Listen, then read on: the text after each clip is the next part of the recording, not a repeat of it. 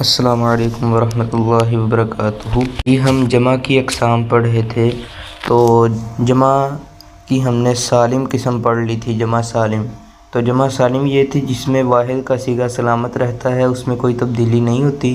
آگے الف تا واو نون یا نون اس طرح کے الفاظ لگا کر تو جمع بنا لی جاتی ہے۔ آگے جمع مکسر کہتا ہے وہ جمع جو واحد کی حرکات میں تبدیلی یا حروف میں کمی بیشی کی وجہ سے دو سے زیادہ افراد پر دلالت کرے۔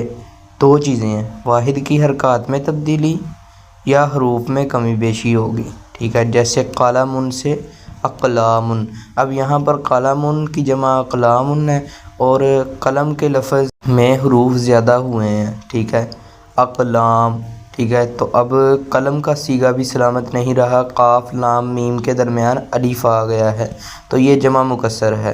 کہتا ہے جمع مکسر اب ہم بنائیں گے کیسے؟ کوئی لفظ واحد ہے، ہم اس سے جمع مکسر کس طرح بنا سکتے ہیں؟ تو کہتا ہے اس کے بنانے کا کوئی خاص قاعدہ مقرر نہیں ہے، اس کے بنانے کا کوئی خاص قاعدہ مقرر نہیں ہے۔ یہ عربیوں نے جس طرح جمع بنائی ہے ہم اسی طرح بنائیں گے۔ کبھی تو کچھ حروف کم یا زیادہ کر لیے جاتے ہیں، جیسے کتاب سے کتب، ٹھیک ہے۔ اب یہاں پر واحد کا صیغہ تھا کاف تا الف با، مگر جب جمع اس کی بنائی تو کاف تا با رہ گیا، الف نہیں رہا، تو یہ واحد کے صیغے میں تبدیلی ہو گئی، واحد کا صیغہ سلامت نہیں رہا، تو یہ جمع مکسر ہو گئی۔ تو کبھی تو حروف کم ہو جاتے ہیں، تو یا پھر رجل سے رجال، اب یہاں پر بھی را جیم لام کے درمیان الف آ گیا ہے، صیغہ سلامت نہیں رہا اور الفاظ میں زیادتی ہو گئی ہے، تو الفاظ میں حروف میں کمی بیشی ہو گئی۔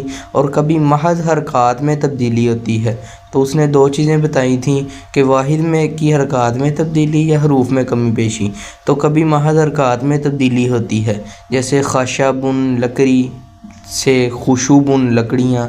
اب خشب پڑھیں تو ایک لکڑی، اگر ایک خا کے اوپر پیش لگا دیں اور شین کے اوپر بھی پیش لگا دیں تو لکڑیاں ترجمہ ہو جائے گا، ٹھیک ہے۔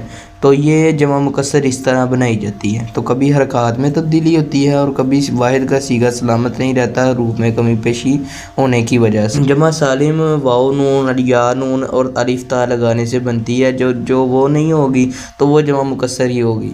تو کہتا ہے جمع مکسر کی اقسام، جمع مکسر کی دو قسمیں ہیں، جمع قلت اور جمع کثرت۔ جمع مکسر کی دو قسمیں ہیں، قلت اور کثرت۔ قلت کا مطلب ہوتا ہے کمی، کثرت کا مطلب ہوتا ہے زیادتی۔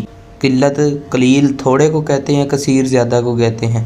تو کہتا ہے جمع قلت وہ جمع جو 3 سے لے کر 10 تک افراد پر بولی جائے، وہ جمع جو 3 سے لے کر 10 تک افراد پر بولی جائے۔ یہ جو ہے نا، یہ قاعدے بتا رہا ہے کہ جمع قلت 3 سے لے کر 10 تک بولی جاتی ہے، جمع کثرت 10 سے زیادہ تک بولی جاتی ہے، غیر محدود افراد پر دلالت کرتی ہے۔ ہمیشہ ایسا نہیں ہوتا، کبھی قلت کثرت کے معنی میں استعمال ہوتی ہے، کبھی کثرت کے اوزان قلت کے معنی میں استعمال ہوتے ہیں، تو قرآن سے ایسی مثالیں مل جاتی ہیں۔ یہ کوئی کلی طور پہ قاعدہ نہیں ہے کہ جو وزن قلت کا ہوگا وہ کثرت کا معنی نہیں دے سکتا، وہ کثرت کا معنی بھی دے سکتا ہے۔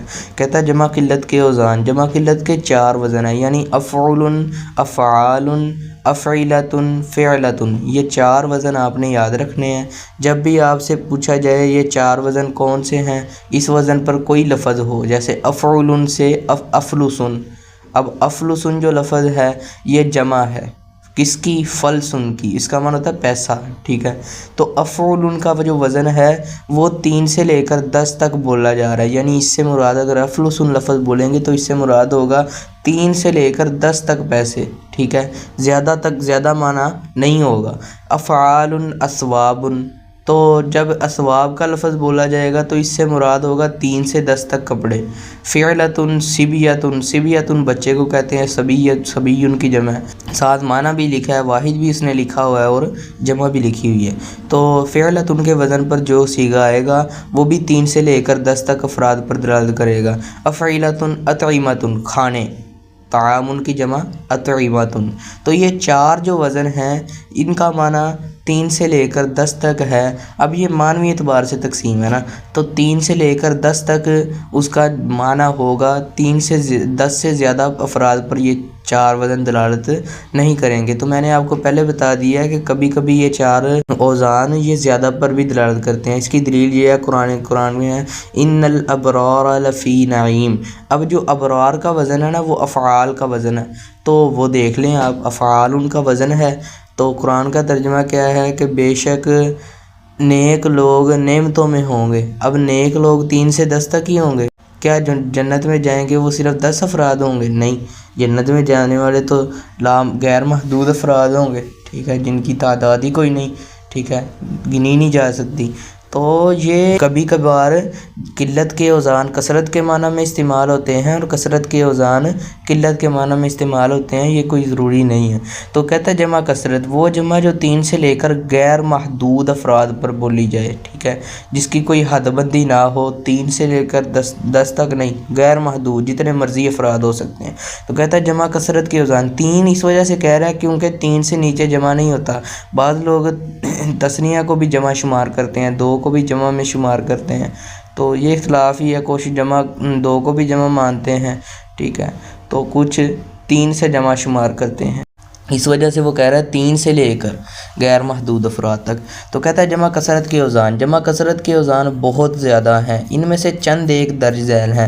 تو یہ جو جمع کثرت کے اوزان ہیں یہ کوئی قاعدے کے مطابق نہیں ہے، عربیوں نے اس کو جس طرح پڑھا ہے، ایک ہوتا ہے، ایک چیز آپ سمجھ لیں آگے جا کے آپ کو فائدہ دے گی، وہ ہوتی ہے قیاسی اور سماعی۔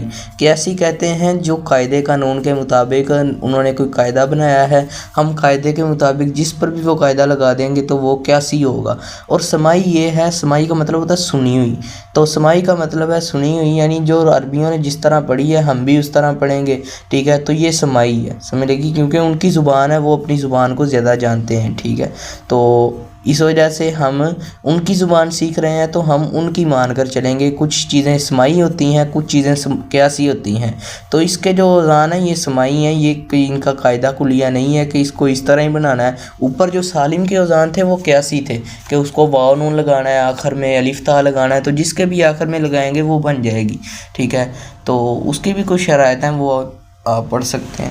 تو کہتا ہے فعل وزن جمع، تو مثال واحد معنی، تو یہ ساتھ ساتھ معنی لکھے ہیں اس نے، یہ واحد لکھی ہوئی ہے کہ حمر احمر کی جمع ہے، حمر حمار کی جمع ہے، نواب نوبت کی جمع ہے، بیدار بدرت کی جمع ہے، ٹھیک ہے، تو یہ سارے معنی لکھے ہیں، آپ یہاں سے دیکھ سکتے ہیں۔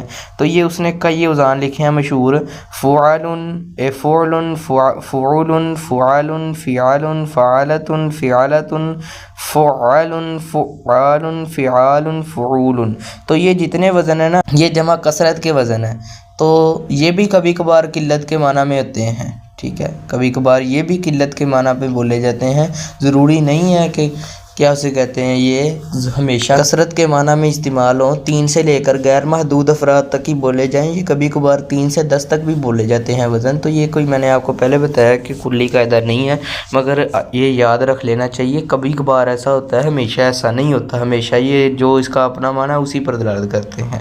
تو یہ جمع کی آگے اور قسمیں ہیں، جمع مکسر کی، جمع منتہی الجموع وہ جمع جس کے الف تکسیر کے بعد، تو اس کے نا 2 وزن ہوتے ہیں، منتہا کا معنی انتہا، جموع جمعوں کی، یہ جمعن کی جمع ہے جموع، ٹھیک ہے، تو جمع کی انتہا والی جمع کہ اس کی اتنی بار جمع بن گئی ہے کہ اب اس کی انتہا ہو گئی ہے، اب اس کی جمع نہیں بنائی جا سکتی، ٹھیک ہے، اس کی جمع مکسر آگے نہیں بن سکتی، سمجھ لگی، تو اس وجہ سے اس کو جمع منتہی الجموع کہتے ہیں، ٹھیک ہے۔ تو کہتا ہے وہ جمع جس کے الف تکسیر کے بعد 2 حرف ہوں یا ایسے 3 حرف ہوں جن کا درمیانی حرف ساکن ہو، تو اس کے 2 وزن ہیں، مفاعل اور مفاعیل، کیا 2 وزن ہیں، مفاعل اور مفاعیل، ٹھیک ہے، تو یہ اس کے اوزان استعمال ہوتے ہیں، جیسے مساجد اور مصابیح، کیا مساجد اور مصابیح۔ اب یہ جو مساجد ہے یہ مفاعل کے وزن پہ ہے، اس کی آگے جمع مکسر نہیں بن سکتی، تو یہ جو مصابیح ہے یہ مفاعل کے وزن پر ہے، اس کی بھی آگے جمع مکسر نہیں بن سکتی۔ تو کبھی کبھار یہ جو پہلا وزن ہے نا مفاعل، تو یہ 2 حرف مشدد ہوتے ہیں، الف تکسیر کے بعد، جیسے دوابو، اب یہ جو دوابو ہے یہ بھی جمع منتہی الجموع ہے، تو یہ آگے جا کے آپ پڑھیں گے، یہ غیر منصرف کا اکیلا ہی سبب ہوتا ہے، غیر منصرف جب ہم پڑھیں گے تو آپ کو یہ چیز سمجھا دی جائے گی۔ اور جمع کی اور بھی کئی قسمیں ہیں، اس نے یہاں پر کچھ نہیں لکھی تو وہ میں بتا دیتا ہوں آپ کو۔ ایک جمع کی قسم ہوتی ہے جمع من غیر لفظی، ایسی جمع جو اپنے لفظ کے علاوہ سے ہے، جیسے امرأۃن اور نساء۔ اب امرأۃن الف میم را الف تا ہے، اور نساء اس کی جمع ہے نون سین الف۔ اب یہاں پر آپ جو مثالیں دیکھ رہے ہیں سب میں جو واحد میں الفاظ ہیں وہی جمع میں ہیں، جیسے احمر سے حمرن، حمار سے حمورن، تو یہ نوبت سے نوبن، بدرس سے بدرن، تو یہ جو الفاظ واحد میں ہیں وہی الفاظ ہی جمع میں ہیں، تو ان میں وہ الفاظ نہیں ہیں جیسے امرأۃن اور نساء میں ہیں، تو وہ امرأۃن واحد میں اور الفاظ ہیں الف میم را الف تا ہے، اور نساء میں اور الفاظ ہیں نون سین الف، تو یہ جمع من غیر لفظی ہی کہتے ہیں۔ اور ایک اسم جمع ہوتی ہے، اسم جمع کیا ہوتی ہے؟ اس کو کئی اسم جنس جمعی بھی کہتے ہیں، ٹھیک ہے، تو وہ یہ اس طرح ہوتی ہے کہ وہ ایک لفظ ہوتا ہے اور اس کا معنی جمع والا ہوتا ہے، جیسے قوم۔ اب قوم یہ واحد لفظ ہے، لفظی اعتبار سے یہ واحد ہے، مگر معنوی اعتبار سے اس میں کئی چیزیں ہیں۔ قوم کے اندر کتنے افراد ہیں؟ جمع کا لفظ ہے نا، مگر یہ لفظی اعتبار سے یہ واحد ہے کیونکہ اس کی جمع آتی ہے قوم کی، اقوام قومیں۔ راحتن قبیلہ، اب یہ راحتن بھی لفظ واحد ہے، اس کی بھی جمع آتی ہے، مگر الفاظ یہ واحد کے ہیں اور ان کی جو جمع ہے وہ بھی آتی ہے، مگر ان کا معنی واحد لفظ کا ہی جمع والا ہے۔ کئی واحد لفظ ہیں جیسے زیدن کا معنی ایک زید، ٹھیک ہے، اب ایک لفظ ہے اور ایک ہی معنی دے رہا ہے، لیکن قوم ایک لفظ ہے مگر اس کا معنی بہت زیادہ لوگوں پر مشتمل ہے، تو کبھی لفظ جو ہے وہ واحد ہوتا ہے اور اس کا معنی جمع والا ہوتا ہے، اس کو کہتے ہیں اسم جمع، ٹھیک ہے۔ تو اس کی میں نے آپ کو مثالیں دے دی ہیں، قوم، راحتن، اور بھی دیگر اقسام ہیں۔